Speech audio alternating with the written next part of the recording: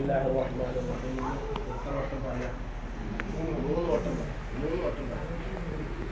എന്നിട്ട് അല്ലാഹുമ്മ ഇന്നി അസ്അലുക ഖൈറഹാ വ ഖൈറ മാ ജബിൽതഹാ അലൈഹി വ അഊദു ബിക മിൻ ശർരിഹാ വ ശർരി മാ ജബിൽതഹാ അലൈഹി എന്ന് ദ്വാരക്കാരാണ്. അത് നിങ്ങൾക്ക് അറബി പാടൊന്നും കിട്ടില്ല. അപ്പൊ അല്ലാഹുവേ, ഈ പെൺകുട്ടിയിലെ എല്ലാ ഖൈറും എനിക്ക് കൊണ്ടാണ്, ഈ പെൺകുട്ടിയിലെ എല്ലാ ശർറത്തും എന്നെ കാക്കണം. മനസ്സിലായില്ലേ? ഈ പെൺകുട്ടിയിലെ എല്ലാ ഖൈറും എനിക്ക് കൊണ്ട എല്ലാ ശർറത്തൊട്ടും എന്നെ കാക്കണേ എന്നുള്ളൊരു ദ്വാ ദ്വാരന്നിട്ടുണ്ട്.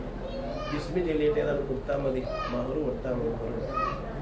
അവിടെ ഇവരൊന്നും ഉണ്ടാവില്ല, ഈ ഫോട്ടോ എടുക്കുന്ന ആൾക്കാരൊന്നും ഉണ്ടാവില്ല.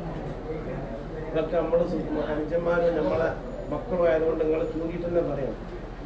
ഒരു പെൺകുട്ടി ഏറ്റവും കൂടുതൽ സൗന്ദര്യമാകുന്നത് പുതുകൊണ്ടാകുമ്പോഴാണ്. ആ സൗന്ദര്യം മുഴുവനും നിക്കാഹിന് കഴിച്ചിട്ട് പുതിയാപ്പിള ആർക്ക് കാണിച്ചു കൊടുക്കണം? മറ്റുള്ള ആൾക്കാർക്ക് കാണിച്ചു കൊടുക്കുന്ന വലിയൊരു ദുരന്തമാണ് ഇപ്പൊ കാണുന്നത്. ഒരു ദുരന്തല്ലേ?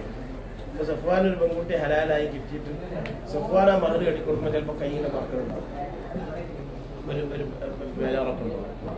അത് മുഴുവൻ മറ്റുള്ളവർ ആസ്വദിക്കണം. ആ പെൺകുട്ടി അപ്പൊ നിക്കാഹിന്റെ കഴിഞ്ഞ് ഉടനെ തന്നെ തന്റെ ഭാര്യനെ ഹറാമിലേക്കൊന്ന് കൊണ്ടേ കൊടുക്കുക. നമുക്കൊക്കെ അറിയുന്ന ഹറാമാണ്, നമുക്ക് എല്ലാവർക്കും അറിയാം. എന്നിട്ട് നമ്മൾ ചെയ്യണം. രക്ഷിതാക്കന്മാരൊക്കെ കൂട്ടു നോക്കുകയും ചെയ്യണം. അപ്പൊ അത് ഉണ്ടാവരുത്.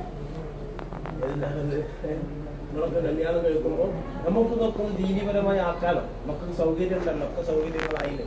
അപ്പൊ നിങ്ങളൊക്കെ അതിനെല്ലാവരും സഹകരിക്കണം. നിക്കാഹുകളൊക്കെ ഏതാകണം ഇസ്ലാമികപരമായിട്ടാണ്. മഹർ കെട്ടി കൊടുക്കുന്നതിൽ അന്യ സ്ത്രീ പുരുഷന്മാർ കൂടിക്കലരുത്. കല്യാണത്തിലൊക്കെ അന്യ പുരുഷന്മാരും സ്ത്രീകളും കൂടിക്കലരാത്ത രൂപത്തിലാകണം. തുടർന്നുള്ളതൊക്കെ അങ്ങനെ ആകണം. എന്നാലും അതിൽ ഏതുണ്ടാവുള്ളൂ? ബർക്കത്തുണ്ടാവും. ബർക്കത്തുണ്ടാവുമ്പോഴേ മക്കൾ നന്നാവുള്ളൂ. അധിക കുട്ടികൾ ഇപ്പോൾ പറഞ്ഞു കേൾക്കണില്ല, അധിക കുട്ടികൾ നിസ്കരിക്കണില്ല. ഇങ്ങനൊക്കെയാണ് കുട്ടികൾ വളരുന്നതെങ്കിൽ നമുക്കൊക്കെ മരിച്ചുകൊണ്ടേ നമ്മൾ സ്വർഗത്തിൽ ജീവിക്കേണ്ട ആൾക്കാരല്ലേ. അതുകൊണ്ട് നിങ്ങൾ ചെറുപ്പക്കാരായ ആൾക്കാരൊക്കെ ഇത്തരം ഹറാമുകളിൽ നിന്നിട്ടൊക്കെ ഒത്തുനിൽക്കുക. മഹർ കെട്ടി കൊടുക്കുമ്പോഴൊക്കെ ശ്രദ്ധിക്കുക. അത് ബർക്കത്തുള്ള രൂപത്തിലാകാം. അല്ലാഹു സുബ്ഹാനഹു വ തആല തൗഫീഖ് ചെയ്യട്ടെ. നിക്കാഹും കല്യാണവും ഒക്കെ അല്ലാഹുവിന്റെ ഹിഫ്ളും സലാമത്തും ആക്കട്ടെ. ഇവിടെ അപകടവും പ്രയാസങ്ങളും വിഷമങ്ങളും ഒന്നും ഇല്ലാതെ ഭക്ഷണങ്ങളൊക്കെ വലിയ റാഹത്തായി വരുന്നവർക്കൊക്കെ നല്ല സന്തോഷമായ രൂപത്തിൽ എല്ലാം അല്ലാഹു നടത്തി തരുന്നതാണ്.